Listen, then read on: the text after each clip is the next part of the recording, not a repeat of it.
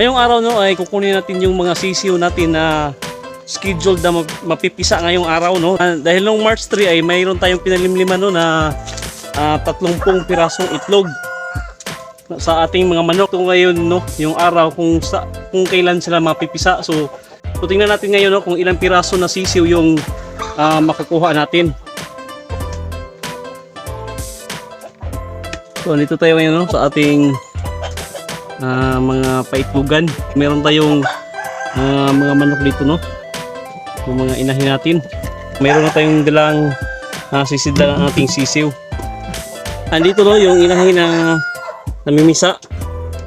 So tingnan natin, kunin natin itong inahin para makita natin no, kung ilang sisiw yung natira o napipisa. So ayan ano. So meron tayong 5 sisiw. So bali 10 itlog ito no, yung pinalimliman natin dito.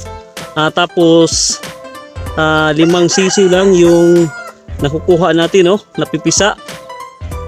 So pagkandling kasi natin ay mayroon kasing sumapaw no na inahin dito na nangingitlog. Ngayon since simula na no nanilimliman yung ating mga itlog, tapos may isang itlog na nabibiyak, ay mababasa no yung ibang itlog, kaya nasisira din yung ibang mga itlog.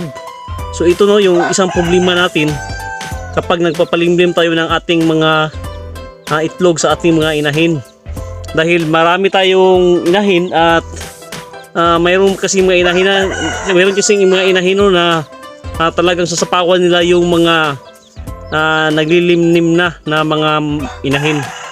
So kukunin na natin no yung ating mga sisiw. Tik tik tik tik. Tik tik tik tik tik. Meron pa tayong mga inahin dito na naglilimlim. Yan.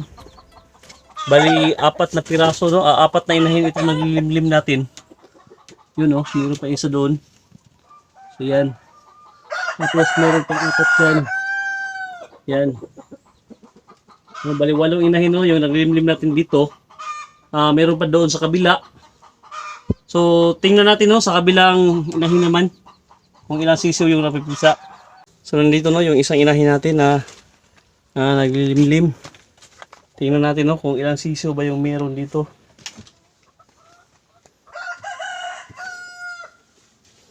So ito no. Hindi pa napipisa yung ibang itlog niya, pero meron ng isang sisiw dito na napipisa. So ayan no, meron isang sisiw. Kunin natin to.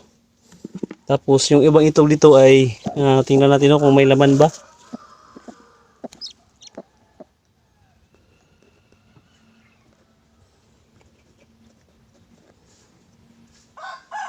So yan, meron itong sisiw no. Okay na yung sisiw. Tingnan natin yung iba. Yan, merong sisiw.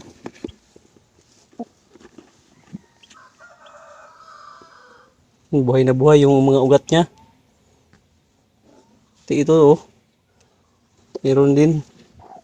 Pero hindi pa napisa no. Ito malapit na. Yan. So isa lang yung sisiw no, meron dito, pero meron pang 5 itlog na hindi pa napipisa, pero malapit na siya no dahil meron ng mga crack. Yan oh.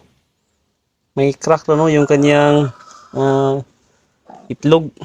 So ito no yung problema natin no.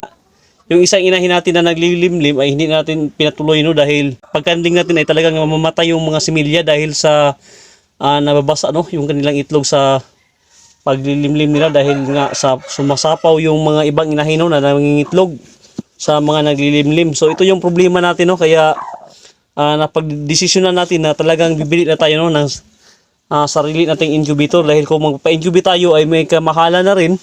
Kaya mas mabuti pa na bibili na lang tayo no ng ating sariling incubator. So dito na naman natin sila ilagay no yung ating mga bagong sisiw. Isama natin dito no sa ating mga sisiw. Pati yung inahin no ay ilagay natin dyan. Ayan. Dahil wala tayong ibang mapaglagyan no, kaya dito na muna natin sila ilagay. Ayan.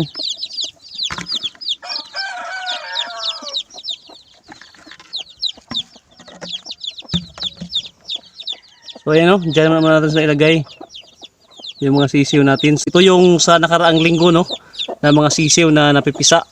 Since 1 week lang naman no, yung kanilang gap ay okay na rin no, na isama natin sila sa isang brooding area dahil wala tayong ibang mapaglagyan. At hindi naman no, karamihan yung sisiw na inilagay natin, bali 6 na piraso lang no. So sa 30 eggs na pinalimliman natin no, ay 6 lang yung nakulikta natin. So napakalaking diferensya no. Lugi tayo pag ganyan palagi, hindi tayo makapagparami ng ating manok. So kailangan talaga no, na meron tayong incubator dito. Ito dahil since marami na rin yung itlog na makukulikta natin ay mas mabilis natin no, na maparami yung mga manok natin dahil sayang yung panahon. Kung kailan marami na yung itlog na makukulikta natin, saka naman no, hihina yung production natin dahil sa ahin lang no, yung inaasahan natin na magpupisa sa ating mga itlog. Siguro by Monday ay darating na no, yung incubator natin.